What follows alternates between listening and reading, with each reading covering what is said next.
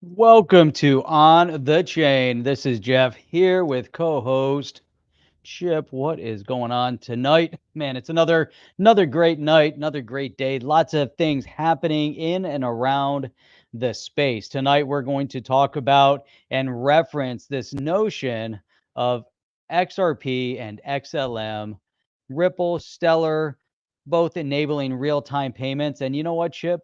Gary G might Never be heard of doing him. something good. He might No, be doing something good. not the Gary G that I know, Jeff. Just saying. Well, let's find out. Well, let's go.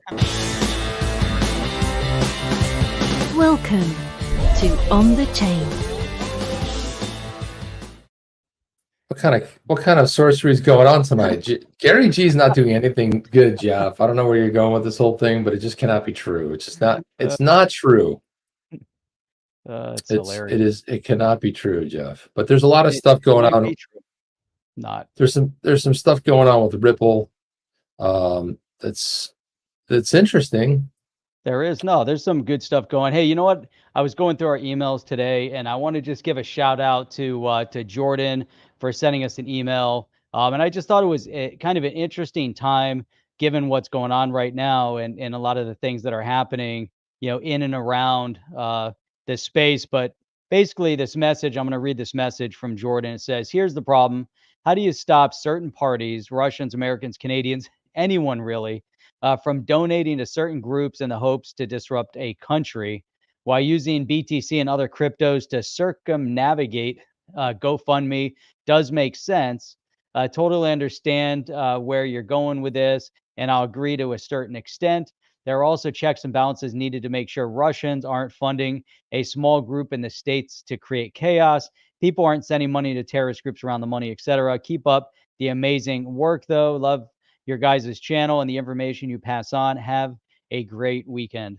So that was just an awesome commentary with all of that. I'm just glad that people reach out and as we kind of dissect some of the things that are happening here, and we're seeing it live and in motion right now, as you see the government up in Canada completely, overreaching on Bitcoin. And right now they're having the police blacklist specific Bitcoin addresses and some of the exchanges up there, and they're kind of overreaching into that space. Now, obviously, there's AML chip, there's KYC in every one of those platforms, and these guys up there right now are protesting for freedom, but yet somehow the government is able to utilize some executive orders to kind of squash their freedoms, and while they're at it, there's this notion that they're trying to take crypto with it.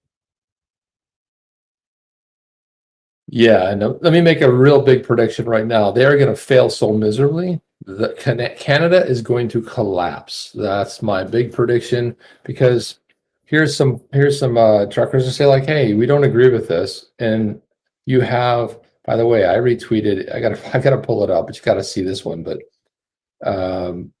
the idea of people under peaceful protests. And so you had other groups burning down buildings, killing people.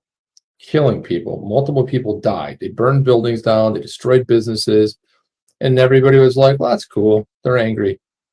And meanwhile, you've got a very peaceful protest. You have people rallying from all over the world to support it, just saying, look, great. And all they want to do is talk to the prime minister.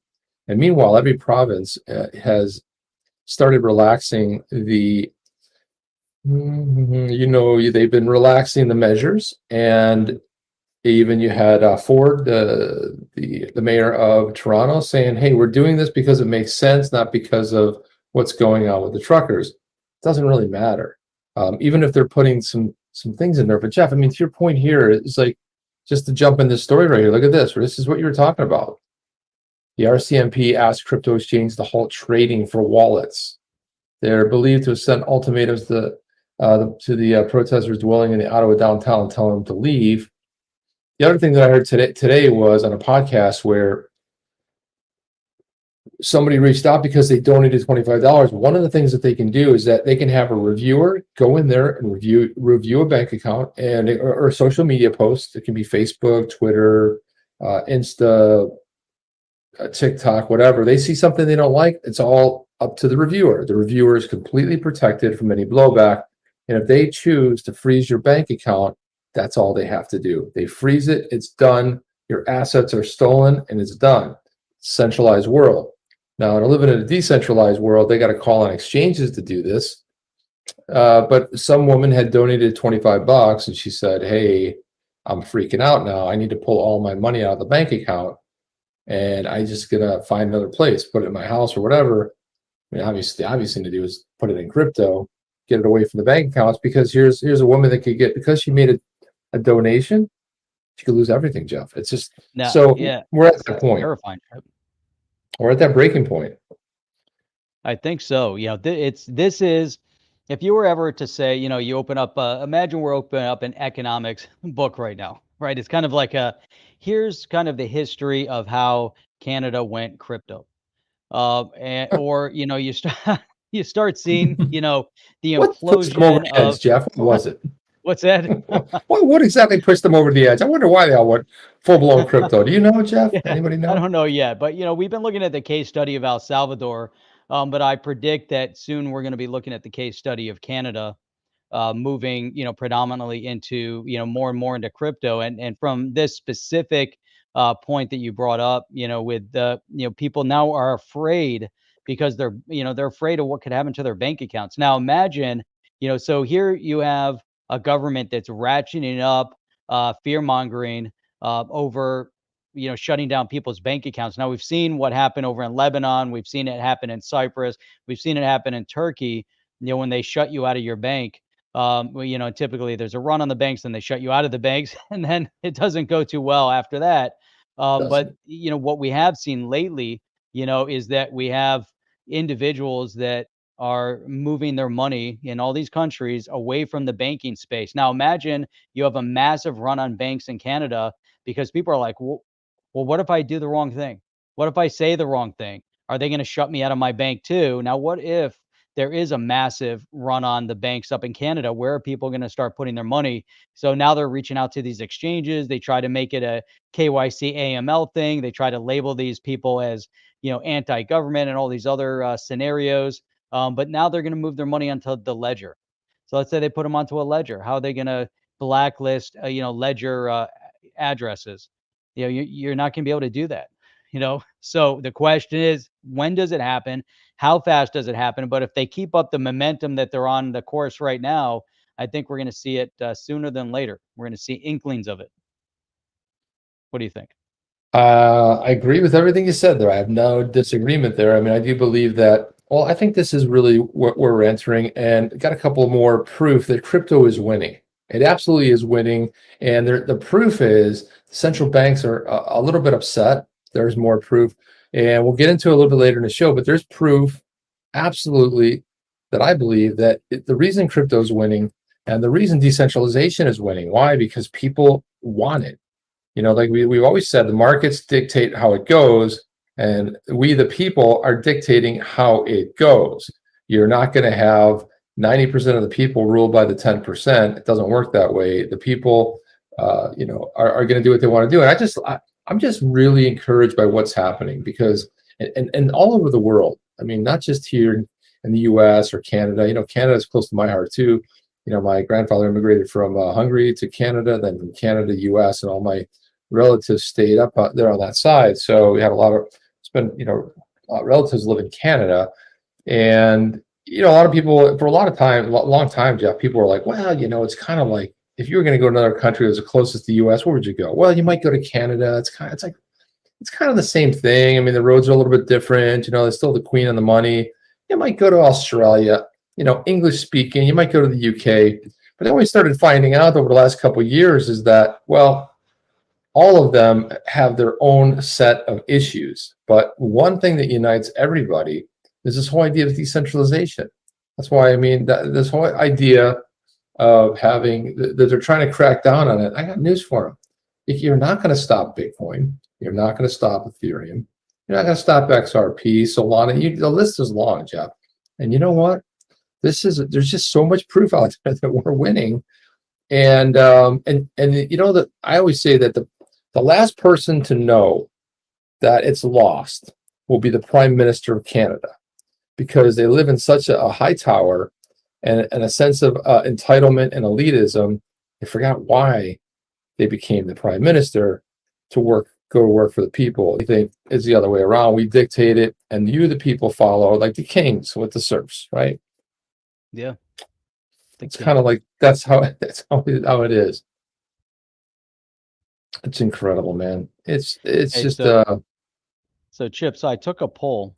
I think it's interesting just to see, where people are with things. And I don't know what happens if this is the first time I've used the poll mechanism here in our YouTube thing. And so I took this little poll, just kind of playing around as we started out. And I think with the number of responses that we have right now, we could kind of make a prediction of what the community feels, the direction. This is kind of an interesting, thought process here, where you've got, so I said end of year, XRP end of year. Oops, now I zoom in and it's not going to let me zoom back out. Look at that. Look at that. It has frozen. It happens, everything. Jeff. What in the world? So let me see if I can find it again. Oh, there it is.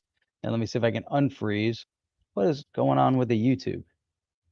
Man, the YouTube is crazy. It's not letting me resize it, so I'm going to have to exit out. Well, there you go. Now the poll's back over there. Let me pop it out again. While you do that, Jeff, I'm going to put this up there from K-HUD. Thank you. I love my country. Love the state of Florida. I'm with you so far. I have difficulty appreciating the people we elect, the guide, and protect us, supposedly. Right. I'm with you. Yeah, I would say there's a handful that know, and it's obvious who they are, and they have their own criticism of the government as well, but you can see who they are. Yeah, it's pretty easy. Like someone like Tom Emmer, Warren Davidson, they criticize the government, they criticize, themselves, and they're part of it, but they're doing what they can. But I say the same thing, and that's why I think everyone loves their country. We also have pride for our country, and for the history and for all of the customs of that country. It's what makes it great. It's the people. It comes down to the people what make it great. And if I want to go visit another place, I don't want to go to the United States. I want to go someplace else. I want to go where people I want to experience the culture and the food and the art and the passion. And I always like to go Miami. I could do that too, Jeff, which I've been there plenty of times. To Miami or Jacksonville. You go to Miami and Jacksonville, those are two different cities, Jeff. And then you go to Tampa, that's a different city, right? But look at this, Jeff. I want to just show something, and then this is here as a self-fulfilling prophecy. I want to show this because look at this. Look at this, Justin Trudeau. When a government, this is a tweet from back in May 23rd of 2012, he tweeted out, when a government starts trying to cancel dissent or avoid dissent, when it's rapidly losing its moral authority to govern. This is Harper in 2005, is what he's saying.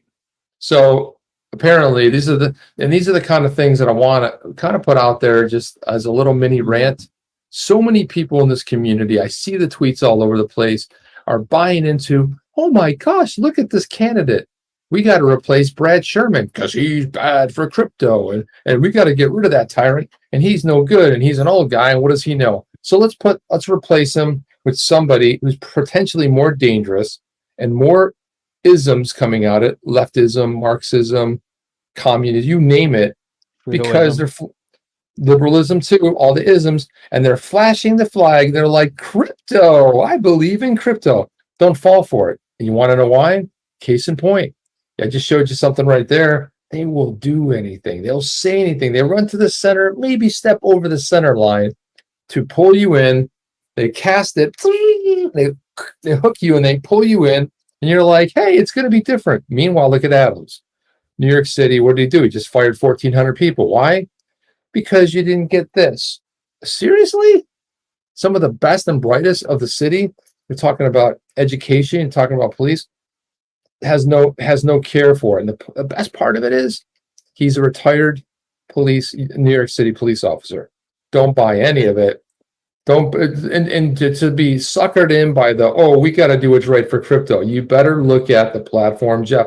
You did a brilliant show, I think, a week and a half ago. One candidate, one of the ones I'm thinking about, and just you look at the policies, and they're horrible. But everybody gets distracted by the shiny object of crypto. Look, it's crypto, everybody. We're going to get what we want. Yeah, You got to use okay. the buzzword, Chip. Use the crypto buzzword, and everybody's going to vote for you. So it's how it works. Supposedly. All right, Chip. Here we go. So shoot. So I've got this thing queued up. What Chip, you got, Chip? Put it up there. And this is a lot of fun. This is going to be a lot of fun because this is, I figure we can dive into this now. Let's get this out of our system, and we're not going to talk about Daddy G ever again. That's in not the true, next Jeff. maybe 10 minutes. So For the rest of the show. Right. So I'm going to pull this up, and then there's some good commentary that I thought, and actually Tony from Thinking Crypto had like the perfect response to Gary Gensler here. But I'm going to pull this up and let's have a listen. Maybe we can get through it quickly. Maybe we can't, but let's get this started. Well, you know what? You're not going to be able to hear it.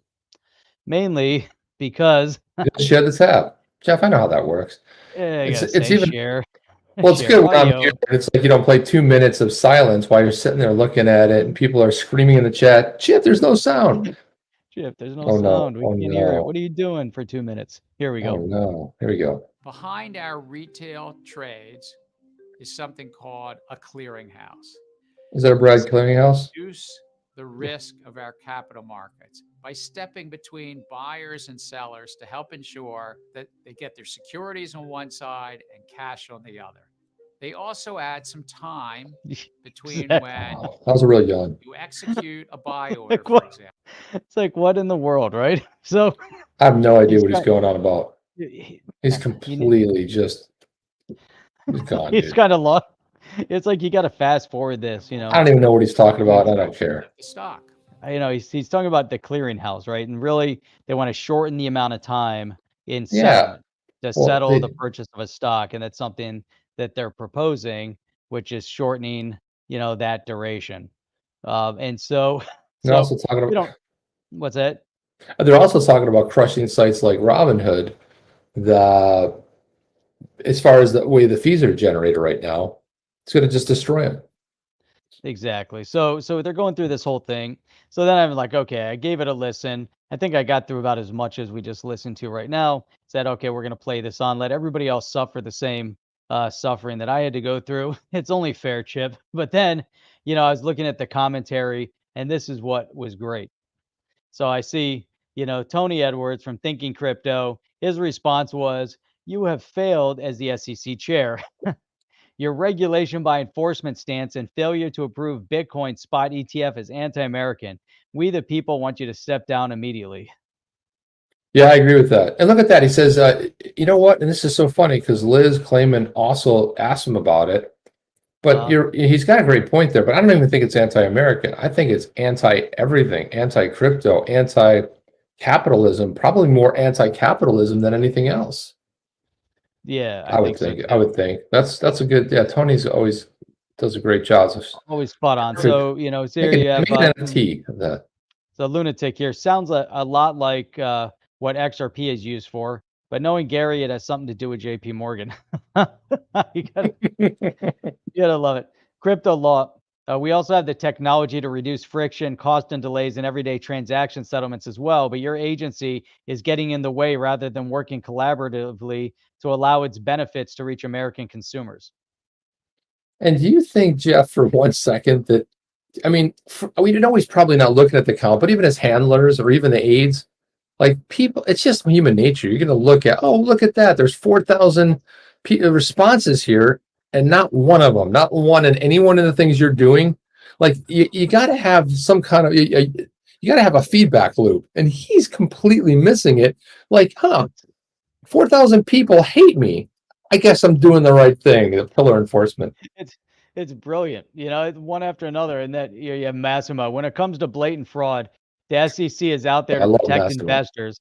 As far as benefits to reach consumers, unless those benefits are routed through banks such as Goldman and JP Morgan, they'll make sure that they never reach us. By the way, you know that Massimo, myself, and a couple others, including Minus Wells and Moon Chaser and a few others, we have a crypto moon party.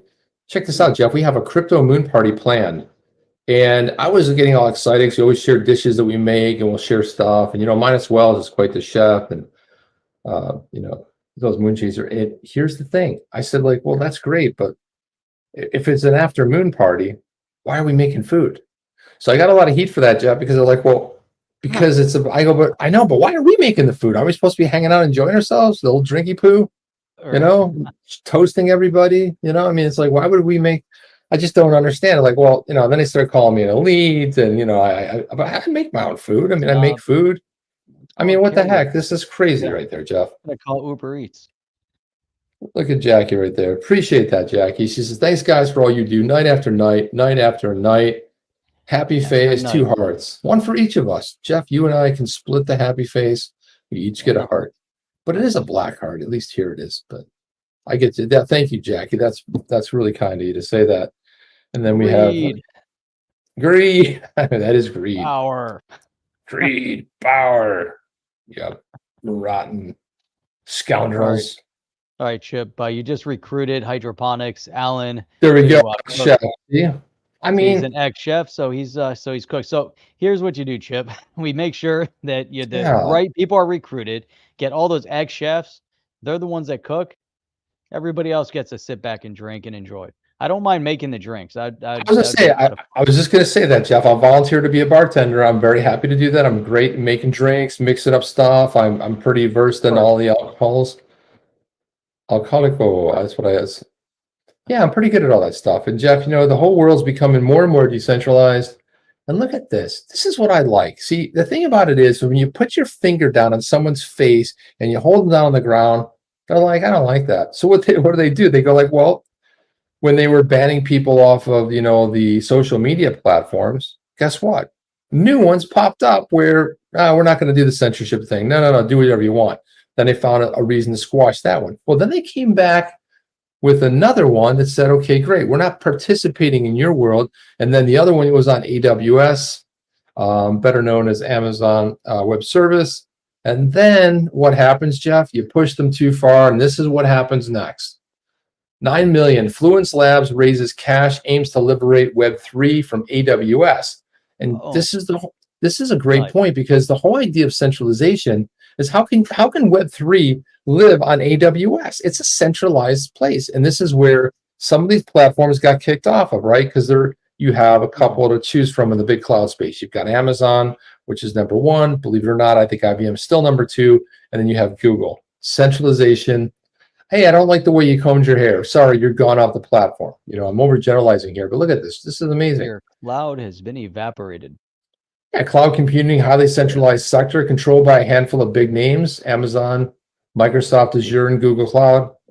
Their servers go down, the internet goes darker than any sky. So Fluence Labs, one of the Web3 projects looking to change it landscape by helping blockchain applications ditch the reliance on centralized cloud computing and go fully peer-to-peer. To get the network in the hands of Web3 projects, Fluence Labs raised $9 million, Series A by Multicoin, Alameda, and a bunch of other VCs. Unlike AWS or other centralized alternatives, Fluence touts itself as totally decentralized, using peer-to-peer infrastructure that should leave it unaffected by server outages and resistant to any government orders to take down websites or application.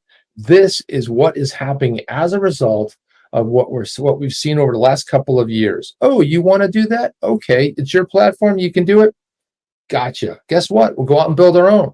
And this is what's happening. And the web, we had Web 1, Web 2, but Web 3 is about us. You're seeing NFTs. Now, I saw Gary Vaynerchuk the other day, Jeff. This was really interesting. So Gary V was talking about NFTs. By the way, there's a guy out there that I can't stop watching his videos because he imitates Gary V so spot on. It is just absolutely phenomenal. Maybe we'll play one here one time. But Gary V was going on. He releases NFTs. $50 million, Jeff. Another $30 million was made. Now he has a 10% royalty on that. So he goes, I went to sleep last night and I made like $243,000. He goes on this whole thing. While he was sleeping, he woke up, gets his phone, he made $250,000, right? So the whole idea of this royalties, the NFTs, giving back to the creators. Incredible, right? Really incredible. I want to put this up. Oh, you got it. Oh, whoa, dude. Cash. Whoa! Oh my God! Rob Cash in the house. Man, you know how Rob Cash is in the, Holy he's sitting man! back, watching, enjoying, and it's great. We've been trying to get, we got to get Rob back on You're here. trying to get Rob. We And got to get you on here. We're way supposed to too go. long. Rob hosted an amazing YouTube channel. Always still love does once in a while. watching. Yeah, every so often, man. I miss it. I truly miss, The meat and potatoes, man. the Get meat to the and meat and potatoes. potatoes. I miss. That's like, I honestly miss the meat and potatoes, but great comment. Appreciate the support. Innovation will move easierly without Gensler and Sherman. it will, but you got to be careful. You don't want to replace one with another one that has a lot of bad policies too. But that's great, Rob Cash. Yeah, I'm gonna have to hit you up. We were supposed to go live one time. Not too long ago, a few months ago. We got to get you back on the show. Something's going to work for you. The thing about Rob Cash is he's got so many things going on. He's a busy guy. He's got a lot of stuff going on. He's got family, and condolences about the Steelers. You'll never find a bigger Steeler fan in your life. You'll never find a bigger Bills fan. Although I don't wear the hats and the jerseys and all that because I don't know, I just don't really care for them. But yeah, we definitely got to get Rob Cash on here. What do you say, Rob? Stick a comment in there. Are you game? Still too busy? You want to come on here? Because we'll have a good time. We laugh a lot with Rob. So yeah. So here's the downside here. I wanted to get into this. According to Fluence, the decentralized network is flexible yet speedy to get started on it. Developers use the network's native programming language, Aqua. So it's kind of like using. So that's like another new thing to learn. But again, if you're going to make this switch, it's not the usual, languages, but you got to make a choice at some point what makes sense. Multicoin managing partner Kyle Samani sees it as a crypto native tool for Web3 developers who mostly remain begrudgingly reliant on legacy services. And I just love it. I think it's great. I think we're moving in the right direction. We're starting to see more of this. You had a lot of different platforms like Rumble. You got the new Truth Social that's coming out. You have Getter, and they're growing. They're doing well. And you know what? And people think it's only going to be one side of the aisle. It's not true. There's all kinds of people on there because at some point they might say something. It's like a hair out of square, and then they're no longer, they don't have an account anymore. And it could be about anything. So people think if it's about one issue, it comes down to one thing, and it's free speech, Jeff. Am I wrong on that? That's it. Decentralization and freedom of speech. Yes. You know who's stepping in to save crypto? John E. Deaton? Elizabeth Warren. Negative. I'm going to give you nuggets on that. Nope. Not happening. No. Jeff, what's going on with you tonight? You're getting all kind of weird. I mean, what's going on? Dude, it's like they're coming out of the woodworks. You know why? Because it's election season, and they're gearing everything up here. That's true. Coming out of the woodwork. So JV posted this, and basically said, breaking: Senator Warren just announced that she's writing a crypto bill.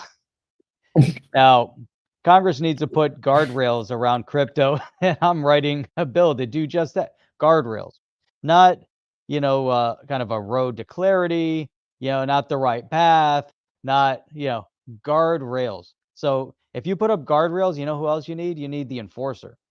So if you've got Gary the enforcer, and you've got Warren building the guardrails, it's perfect. This isn't even like regular regulation. This is guardrails and enforcement. Jeff, None of just that one sounds question. really good. Do you trust somebody that landed a $400,000 a year gig for 6 to 8 hours a week who lied and misappropriated and said she was Native American, Jeff? Of course. They don't call her, they don't have her nickname for nothing. I mean, this is the whole thing. I don't want to put guardrails on it, and we have to know. No, Jeff, you ever been at a party and just give a little bit of information about something, and then somebody thinks, oh, I know what they're talking about, and then they start spouting what? And they're so far off on the wrong direction, Jeff. It's crazy. To just avoid doing your job. In your testimony before the House Financial Services, God, you don't even want to listen to her. Her voice is like, Grady. Services last week. You suggested that FSOC should not and would not act ahead of Congress. That's not even interesting. Turn it off, Jeff. That's something the crypto industry might find comforting, but it is not consistent with FSOC's mission. All right, that's enough of that nonsense. But Well, you know what was? Jeff, Yeah. it's the classic setup. She's going to pretend that this is a real question, and then she's going to tell you, and she's going to talk down to you and tell you everything about it. It's like this fake setup every time.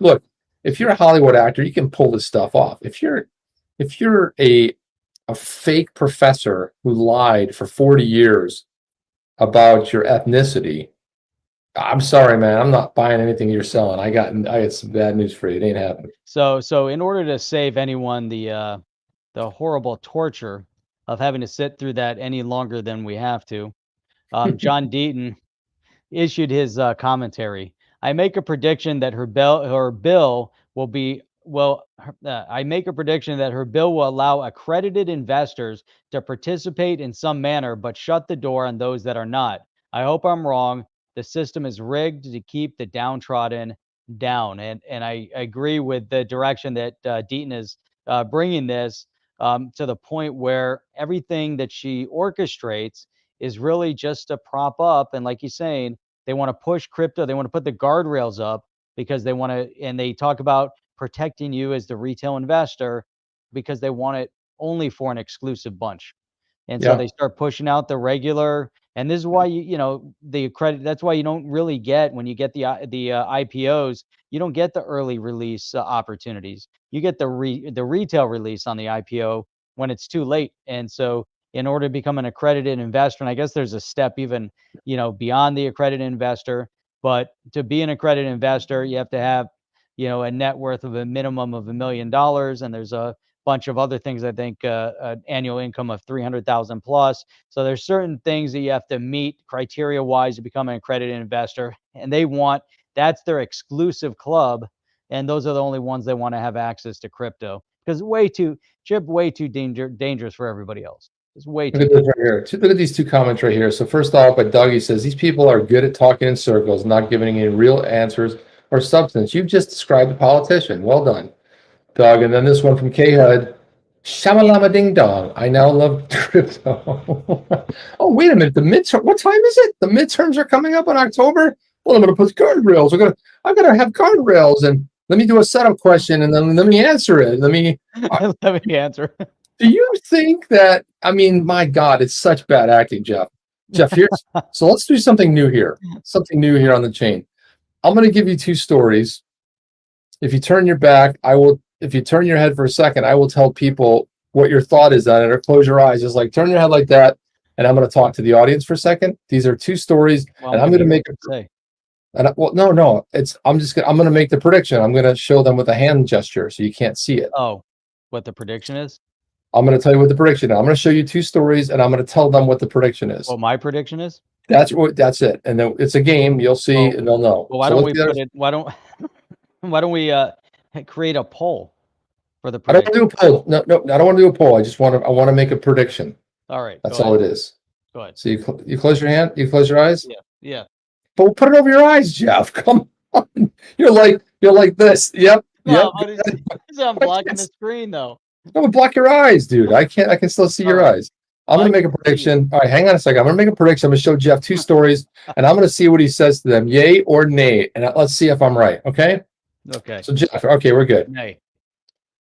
Let me go. These are two stories. Did you do it? No, you're good. You're good. You can move it now. Okay. We're done. I already made a prediction. It was already done. So, hey. Jeff, this is a yay or a nay. Let me know what you think. Let me read it, and then you tell me if it's something we should explore or not. B. Ripple put this out, committed to being a sustainable company. Ripple plans to be carbon neutral by 2030. Learn more about its sustainability efforts and commitment to carbon zero future. Yay or nay? Let's see. Do I like it or am I not in favor of it? Do I think they're going to do it? What's the question? Well, I don't know if they're going to do it or not. Do you like the story or not? Do I like the story? Not so much. Okay, that's good. That's good because that's what. Okay, so how about this one? That's a no. It's a nay. So look at this one. Twitter enables users to give and receive Ethereum tips natively. I say yes. I say no. Who cares? These are two stories. I was half right. I had one story. I missed the other one. These are two things about who cares about. I thought I would just throw them up. Oh, I care about this one though. That one's interesting. Oh, I don't care about it. You want to look at it? Okay, I'll look at it. Users will still need to provide a full Ethereum address. However, an ends domain have not been integrated. So it's like, all these people that have like, I would do like chip.ens or, or it would be ETH, right? That's an ends domain, ETH. And then, what was the answer? I thought you wouldn't be interested at all because I was like, I saw it. And I didn't even want to. The reason why this one is interesting is because we see Twitter's, kind of coming up in they're running around the lab. What are the gas fees going to be? They're in last place right now, trying to make themselves relevant. But I mean, so you give. They want to do Ethereum tips, but why? So Ethereum if you move, but that's what I'm saying. That's the whole point. Like, why Ethereum? It's like it's not. That's not what it's. I mean, its use case is more about smart contracts. So you're going to move. You're going to send someone a $10 tip. And it's going to cost you $40 in gas fees to move it from a wallet. I wonder if that's the case. But imagine they can do it without fees. I don't know how they do it. Interesting. Yes, cool. We've added Paga, barter by Flutterware, Paytm, and the option to add your Ethereum. Now, what are you waiting for? I don't know. I'm waiting for XRP, and I still don't even know if I care, Jeff. Twitter can dip into their marketing fund. Here's your Ethereum address, your .eth. Put it in there, and cool. payments, and I don't know, Jeff. It's cool if it wasn't so expensive, right? I mean, that's what I'm saying. For maintaining tips. that, everything's just ridiculously expensive over there on the Ethereum. I mean, for tips. So look at this, Jeff. You want to know how? You want to see some proof that crypto is winning? Here it is, right here. New U.S. Senate legislation mandates plan to mitigate potential risks of El Salvador's Bitcoin adoption. This is how you know they're hitting the panic button, Jeff. They're getting worried. They don't know. This is a country that relied on the U.S. dollar, extensively. We can't have that, Jeff. So this is even bigger. So IMF went after them. That didn't go too well. But look who's behind this bill. It was introduced by Senate Foreign Relations Committee ranking member Jim Raich. He's a Republican out of Ohio. Committee Chairman Bob Menendez, who I don't know how is still in Congress after what he did, but as well as Bill Cassidy. So you got two Republicans that are behind this author, but of course, we know what flavor of Republicans they are.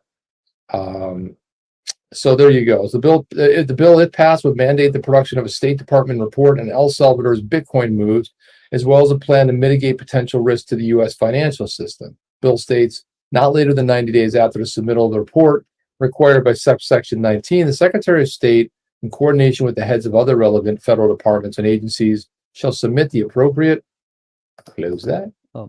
committees of Congress a plan to mitigate any potential risk to the U.S. financial system posed by the adoption of cryptocurrency as legal tender in El Salvador and any other country that uses United States dollar as legal tender.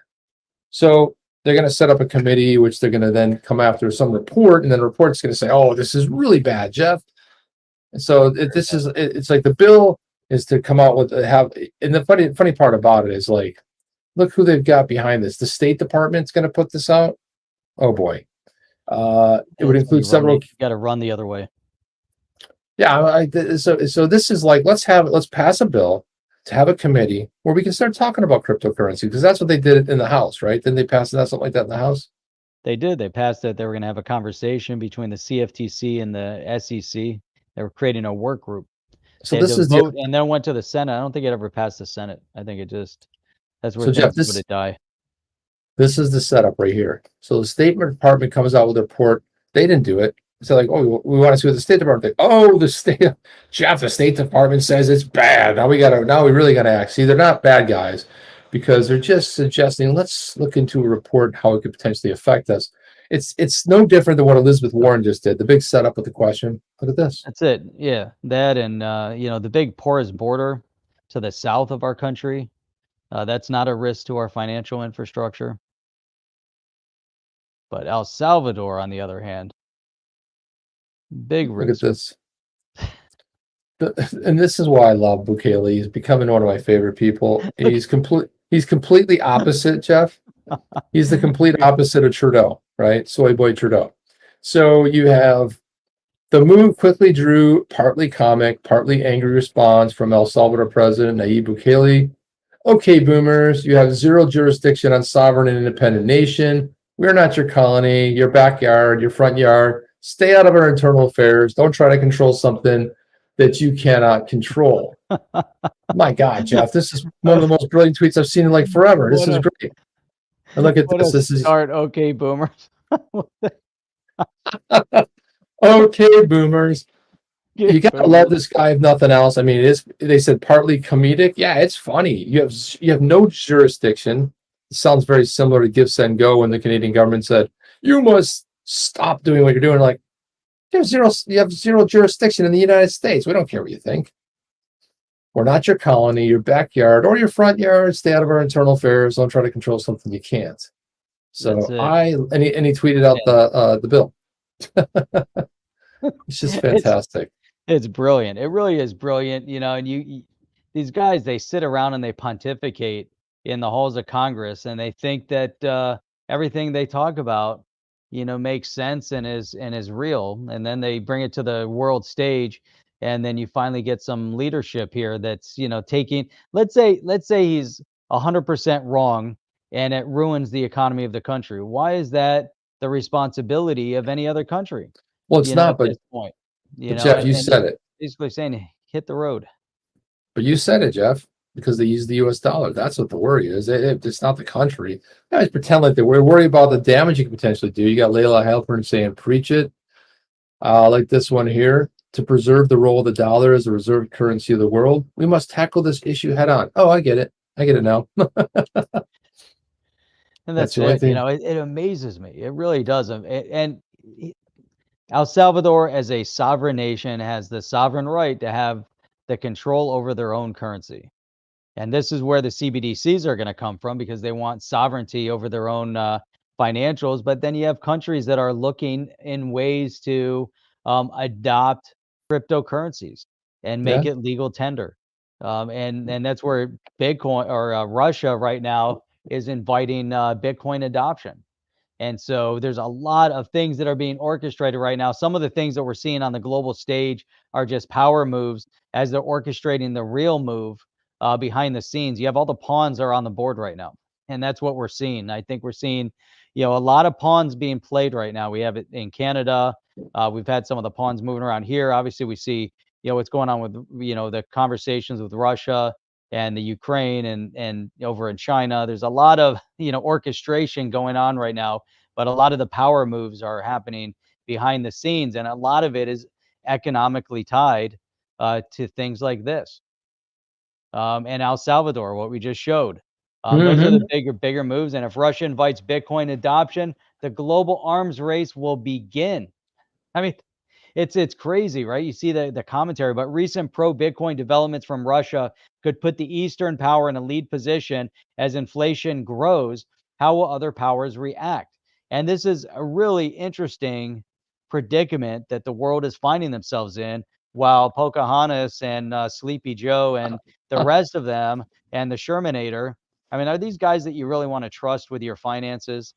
You know, Nancy Pelosi, who's, you know, making hundreds of millions of dollars by, you know, trading. She's, you know, the number one trader in the world right now, you know, stock wise. She's like a brilliant genius in stock trading, and she does it part-time, right? Hundreds of millions of dollars made in stock trades. And, you know, and yet, you know, anyhow. But look at this. Inflation is gripping energy markets. What started as a move to cleaner energy source became a massive liability during blah, blah, blah. When economies pause, demand does not, which includes demand for energy, right? And there's just a lot of things that are, you know, focused in on energy. And that's goes back to that first article you brought up with Ripple wanting to be energy neutral and that whole conversation. You know what? That doesn't work for the rest of the world. Maybe some of the European nations and, you know, parts of Canada, you know, might buy into that conversation, but you know who doesn't? Russia, the Middle East, China, most of Asia, most of Latin America, most of the countries around the world. Yeah, pretty much the rest of the world. Right. They don't buy into it, and they're going to keep doing whatever they got to do to get ahead. But, you know, Chip, who the others that do get it, You know what? Missouri. Look at that. State of Missouri jumps into crypto Nice. legislation. Nice. I love that. And this is why I love the states. Let the states can come out, do whatever they want. That's the founders. They had it right. Look, you don't like that state? Move to another state. Unfortunately, Jeff, everyone's moving to Florida right now. It's getting a little crowded down here. Florida They left their state because of their asinine rules, their regulations, their overtaxation. They come here, and then they start voting for the same nut jobs that created the disaster in their own state. So that's something. Hey, I want to tell you something. Yeah, look at that. Look at that. Just look at this right I'm here. proud of The state Missouri. is following Wyoming and Texas and trying to pass a pro-crypto legislation to help with adoption of blockchain tech. Yeah, Missouri's also doing some. They're also coming up with the map too. You know, they had a map. They had a 3-2 map or something. I think they're trying to pass a 6-1 map because you can only do that every 10 years. The redistricting. Yep. But look at this. House Bill 2672 exempts cryptocurrencies from property tax and security regulation. Nice. Gary. Nice. Defines digital assets in Missouri's Uniform Commercial Code and exempts the sale or use of crypto from money transmitter licensing requirements. Man, they're stepping all over Gary's toes. Man, it's like Gary doesn't even know, imagine what Gary's going to think. They come out and they put that bill. Now, who knows if the bill's going to get traction, but this proposal is a first step to protecting the interests of entrepreneurs and consumers in the emerging field of cryptocurrency and financial tech. By enacting Bill 2672, Missouri can stem the flow of innovation to other states and countries that have attractive legal and tax frameworks for this emerging industry. Love it. There you go. Thank you, Phil Cristofanelli. And Jeff, look at this right here. This is impressive here. I want to look at this. This is Asheesh Birla. And of course, we know Asheesh Birla because he's a Rippler. He's the general manager of RippleNet. He's so let's just put this up. Went to Wharton. Here he is right here. So he says, just over a year ago, I got involved in the Recall San Francisco School Board effort because San Francisco School Board completely failed in its purpose to further education. See my interview clip last night, picked up by ABC News Bay Area and CNN. Stronger family communities equals stronger San Francisco. So let's play this little clip. It's a very short one here. The results come in. We are at Manny's in the Mission, and you can see those who are here, they are fired up, happy with the election numbers so far, and they want all 3 of these board members gone. I saw a lot of kids struggling, doing school from home, and I saw the school board prioritize renaming schools over getting kids back into school. They should have been. The results come in. We are at Manny's. Pretty good stuff, right? You can see those who. Pretty good. So he wrote a whole thing. We don't have to look at the whole thing, but he says, amazed by many people I met along the way that made the recall successful. The amazing Autumn Illusion and Joel and Gardio at the recall drive-through volunteers. So this is what happens when people get together. They don't like what's going on. And he's really right. They prioritize, let's rename the schools, Jeff. And meanwhile, the kids are suffering. They're wearing these crazy masks on their face. They're not getting a good education. Active Becs. Someone forgot to send out the mail-in ballots. Yeah, it sounds about right. It's inspired by all these people who spent countless hours. I mean, look at that. They did it. They made a difference. Look at that. How great was it, too? Because it was the head of the school board. Right. It was the best. The top people. They got the top 3 gone. Overreach. Sure. This is what happens. Yeah, sure. A lot of tech leaders who love to dump on San Francisco, but Gary Tan is an example of leaders taking action. I like Gary Tan a lot. I have for many years.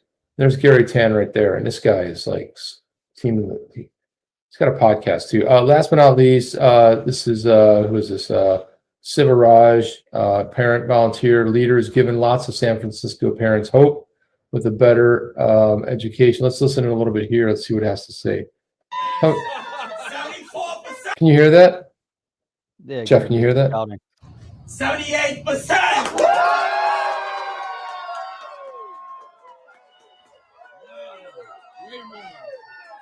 78%. That's awesome.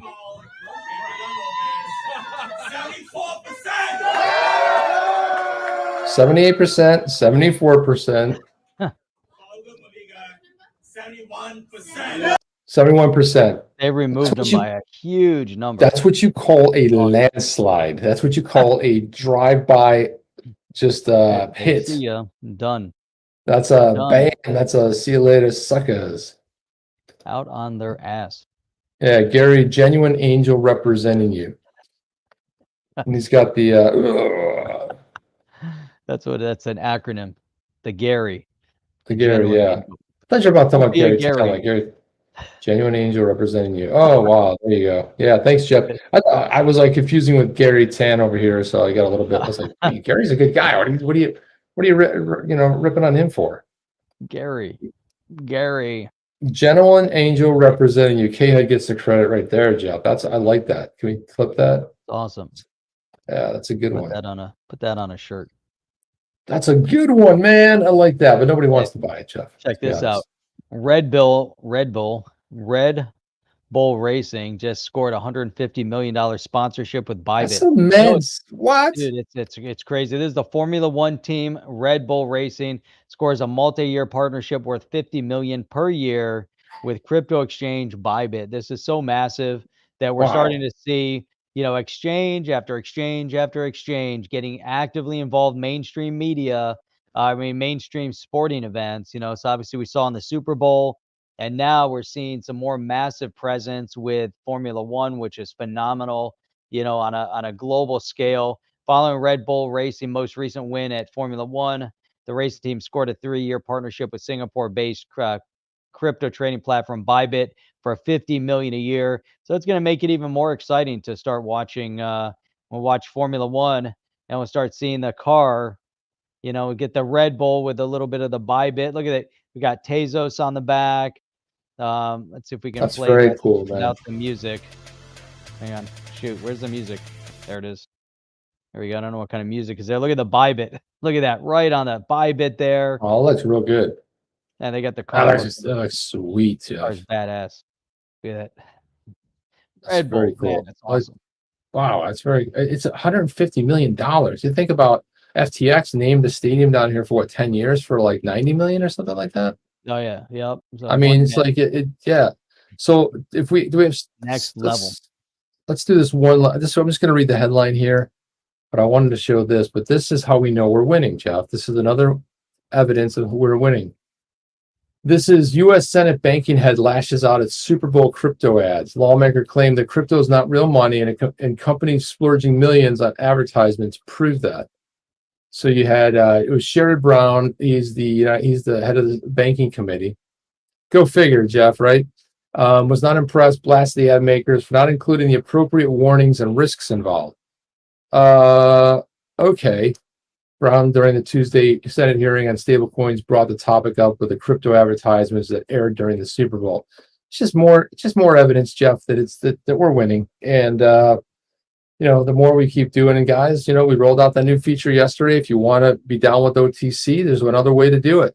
This will always be free, will always be available to you for your pleasure. But there's some perks that come with, with some of the things we're offering. And you click the join button, you join. We already got 2 people on board already. And we're also going to be doing a virtual crypto meetup, which is Jeff and I. And also you'll get to meet other people in the community and hang out too. And that's all I know, Jeff. We got to get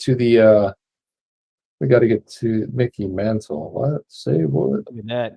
A 1952 baseball card NFT presented by Topps, an official Mickey Mantle NFT. Do you get to keep the card? Because look at that. I don't think you get the card with it, but you do get first of its kind Mickey Mantle. And they're putting it up on OpenSea. They're auctioning it up over there. So it's a pass. This is, man. It's a no for me. It's exciting. No.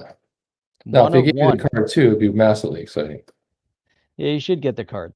Let's see. Here we go. But look at the Topps 1952 Mickey Mantle card displayed in the video is an actual card from the original Topps 1952 release that was digitally scanned. The rare Mickey Mantle card front and back were pulled from the archive and inserted in the NFT showcase, which is now being offered as a one-of-one digital collectible. But you're right. They should be able to get Missed both. it. It's we scan the original card. So what? What are they going to do? They're going to go back. Are they going to go to every museum now? They're going to go to the museum over in London there and scan the Magna Carta and say it's one of the original Magna Cartas digitally scanned and put into a video, so you can now own it as an NFT. I'm sorry, man, that misses the mark for me. It's a big miss. Unless I get to go ahead and scan my autographed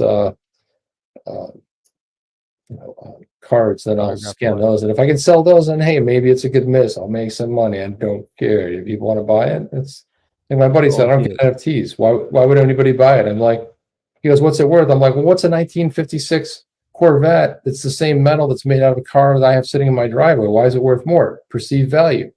That's it. Look at that from Paul Salas. He says, Paul Salas just became a YouTube member. Appreciate that, Paul. Brand new on the chain member. Sweet. And then, of course, we cannot have a show without EC 2189. He says, where was listed risks and warning opening the Fed? Oh, boom.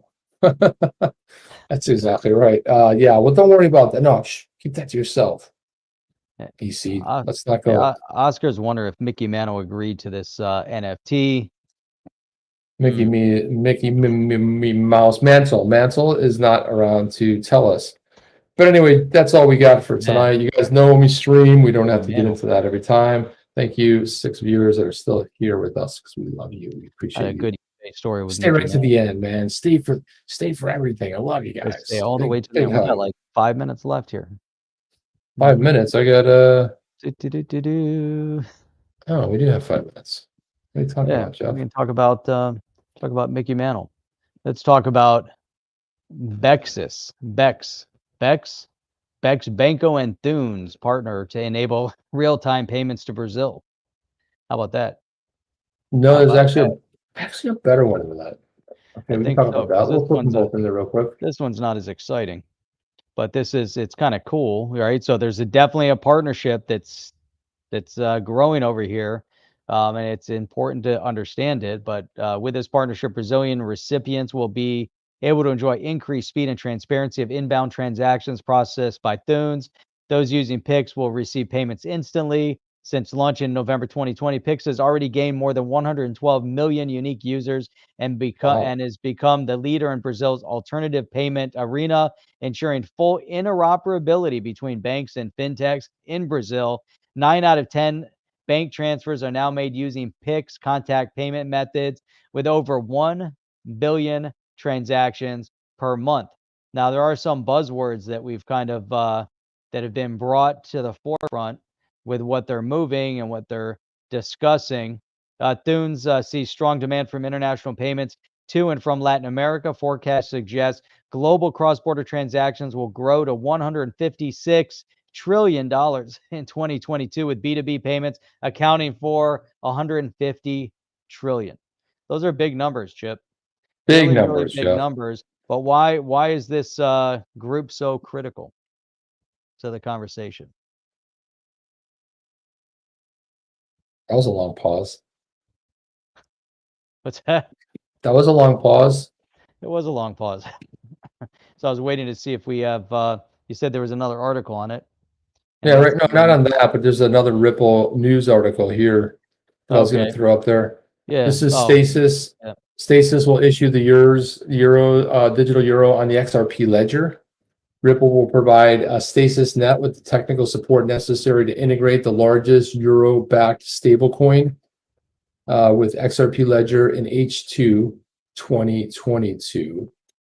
And I don't know, I thought that's pretty exciting. A European stablecoin right there.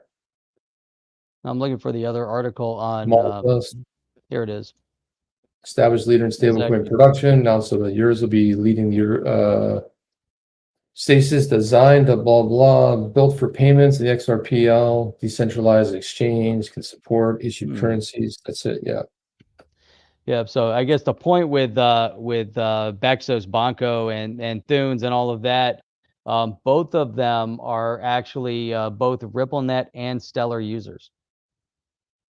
Interesting. So that's why there Bases were a lot of covered. key. That's why there were a lot of key buzzwords in there. You know, the instant, you know, and the interoperability and Oh, and yeah. all of that with the payments. So that's where you're getting a lot of the real time payments. Obviously, there's other things going on there, but I think it's kind of like, you know, you start seeing the development. We look at and some of the things that you and I have talked about is that even through all of the stuff that's going on right now, there's growth and expansion and things happening. So, Chip, what is going on with our website over there? We got it's actually it's amazing because if you go to onthechain.io, you can actually go and check out our previous videos. You can go back, you can find our podcast, which is great. But definitely go check that out. You can also see some of the articles that we clip and we discuss. But we do stream 6 days a week. So if you're brand new and you were like, hey, I got to go check out this website. I wonder who they interviewed. I wonder who they've spent some time with. You can throw in your email there, and every time we finish the show, you'll get an email that. And so if you didn't log in, you don't have to hunt for it. Just go to your email and you'll say, hey, I can go watch it afterwards, or I can tune in Sunday through Thursday at 8 p.m. Eastern Standard Time and every Saturday morning at 8 a.m. Eastern Standard Time. And tomorrow night, Chip, is Thursday, so it's another night of streaming. Right on. And also, too, I want to thank everybody for the super chats. We appreciate them so much. Everyone that not only the comments, but the support of the channel. And also, you know, thank you, Paul. Thank you, Paul, for being a brand new member, and all of you that contribute in the chat as well. So thank you guys. You're the biggest, you're the best, you're the brightest. And Jeff and I love you. And that's all we have, Jeff. You got anything more? Big shout out to Hans Loda for all the help and support that he's been giving us also, and, you know, chopping up the videos. We got some new videos that are going to be coming over to the other channel, so make sure you go check that out. And also XR Supercard, thank you for the support there. Thank you, man. Norseman, thanks, Chip and Jeff. Let us know when the dance battle is. The dance off, Jeff. We're gonna do a dance off. That's what we're gonna do. Dance off. Do a dance off. Come on, we'll do it. That's it. And go check out Berserker. I think there's a link somewhere in there. Berserker hosts a show right after this on Wednesday evenings, which is tonight. So you can go check that out. And let's have a staring contest. Falco Daz said, wait. I have a massive super chat. Now At I am XRP. Falco Daz. Yeah, this is a great way to extend the show because we just wait, Jeff. We wait. It's like it's 9:15, 9:20. And the funny thing is, we have the stories too. We have so many things to talk about, but they're all there. We can talk about them all, Jeff. And then we've always got some of this stuff going on. Let's see if it. There it is, Jeff. Oh, yeah, put that on because I want to see. Does that sound really super loud to you guys? Because Jeff was playing music in the background, and we could barely hear what was going on. I was like, and now there's actually some volume here, so you can control the volume. Well, they had the volume, but I think it was. I don't know if I like doing the show with the volume. Or the music might, unless it was like really low in the background. Yeah, we can do some night driving. That's gonna put me to sleep, Jeff. I don't know what that's. Can you hear it? I can't even hear it. I can't hear it. I'm just curious if it sounds really loud. Yeah, it's like sleepy music. It's like nighttime driving. Wow. Who wants to listen when you're driving in the nighttime? You'll just be fall asleep. Crashing. Holy cow! Need some beats, man. I need beats. But that's it. We got all sorts of great stuff going on. And go check out Hans Loda put in the link over to Berserker's chat. And so lots of cool stuff. And that's it. That's it, guys. That's all we have. Wait. Falco does from my super chat. Now. Well, let's go, man. He's gonna keep extending the show. Oh, look at this, huh? Yeah, no. Wait. It's like, the music was too low.